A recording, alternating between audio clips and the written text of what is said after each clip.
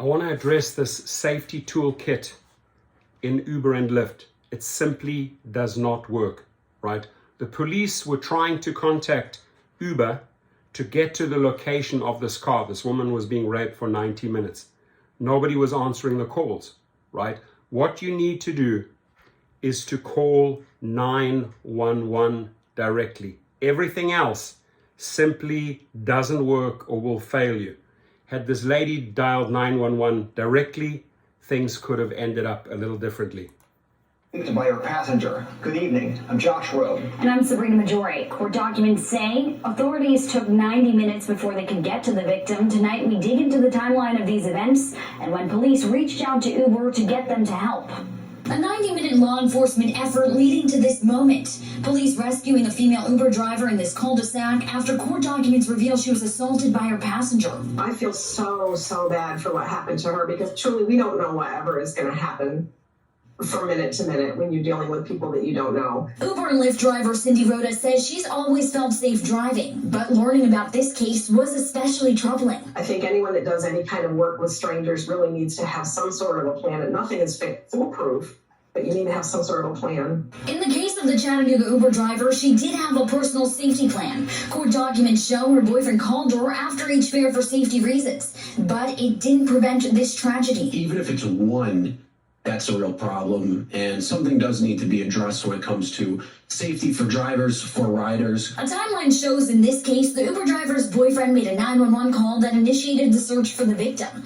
It then took 20 minutes after dispatchers requested help to ping the victim's cell phone from her carrier. Both Bradley and Hamilton County dispatchers did try to immediately call Uber to help with the case, but it took the victim calling 911 directly to get a location. As soon as she did call 911, we got her precise location. Thank you. We got officers there within 5 minutes. You'll receive an email. This YouTube video shows Uber has a law enforcement portal set up for use in situations like this. It's meant to help get law enforcement important information quicker. If they don't know about it and they're trying to contact Uber or Lyft, which is nearly impossible as just the everyday consumer. Bradley County did also eventually send a request through the portal. Listen but to this this. was after both Bradley and Hamilton County first tried to contact the company directly, but they couldn't get a live person on the phone. Could not get a live person. More education about the portal and other in-app safety features may be necessary. They can communicate with each other when it comes to just sharing ideas and knowledge on what types of protocols need to happen.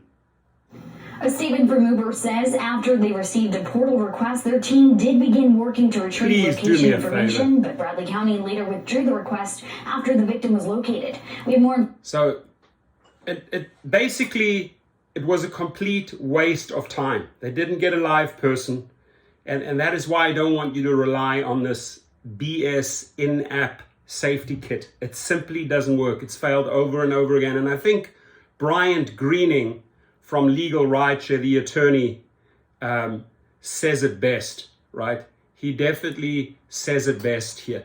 Legal Rideshare, this is Brian Greening, a Tennessee Uber driver was sexually assaulted for 90 minutes even after calling for help. 911 dispatchers asked Uber to help locate the driver. No one could find her, as you heard from that thing.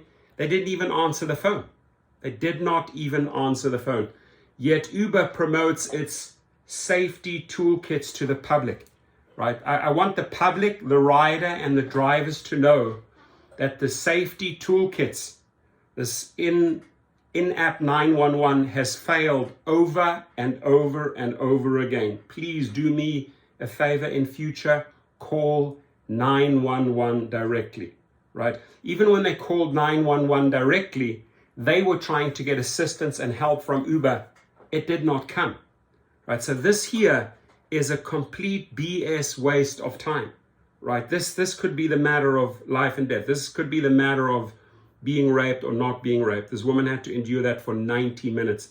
And I want more women to step forward, contact attorneys, contact the media, because Uber and Lyft are brushing these aside. They're pushing this under the carpet. They don't want these stories to come out. Now that we have the lights, camera, action, the limelight on this, we got to push the story. So please help circulate it so that riders and drivers do not fall for this cheap ineffective, non-working safety toolkit. It simply doesn't rescue or help people, as we found out multiple times in the last 2 weeks, right?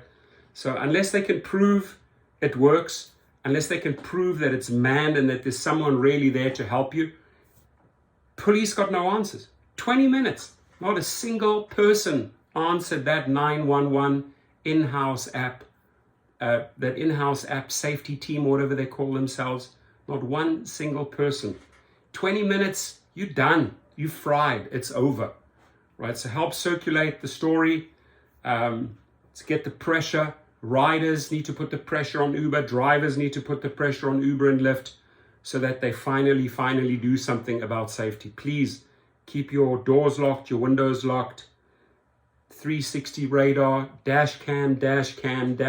Say it over and over again. Get yourself a good dash cam and make sure that you capture this stuff on video. Have a good day.